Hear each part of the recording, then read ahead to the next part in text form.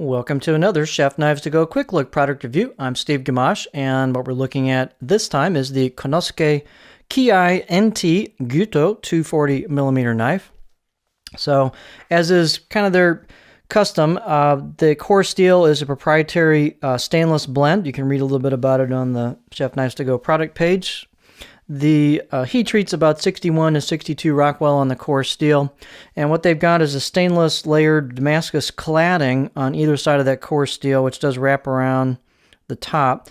And they've come up with a proprietary process to really put a deep etch on that blade and really bring out the different layers and the colors. So you've got kind of dark black steel kind of hues. You've got kind of coppery, goldish hues on it. I should say more like brass, not copper. So it's more of like a brass gold type hues on it. It's really a stunning blade in person.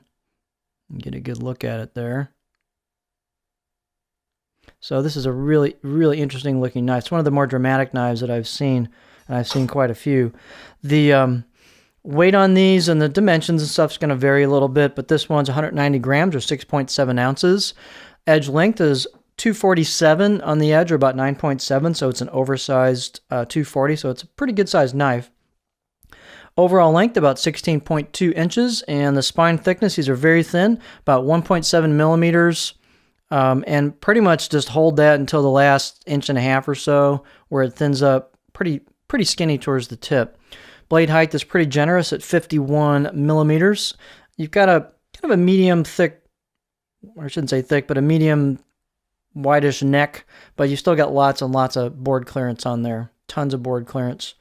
The handle on these, and I don't know, the sight's a little different. I don't know if these are all going to come this way, but this one is old school. This is pretty awesome. This is a ebony handle with a blonde buffalo horn ferrule, and it's long. It's got a nice taper to it, more tapered than a lot of the newer style handles. So this is an old school implementation here, and it really elevates this knife. It's just a super handle. They've left a little bit of the maki showing, which is the tang, just kind of a traditional look to it, which is really cool. So fit and finish is really nice on the spine and the choil. It's all relieved and polished. Pretty sharp 6 out of 10 out of the box edge on it. And let's see. You do have hand chiseled kanji on this one. It's a little hard to see, but it's right there. That's a little better. We can get a nice beauty shot here of this blade. So this is just a really nice looking blade. Balance point is the handle, ebony's a little heavier and the handle's a little bit longer. So the balance point's right about where the choil is on this.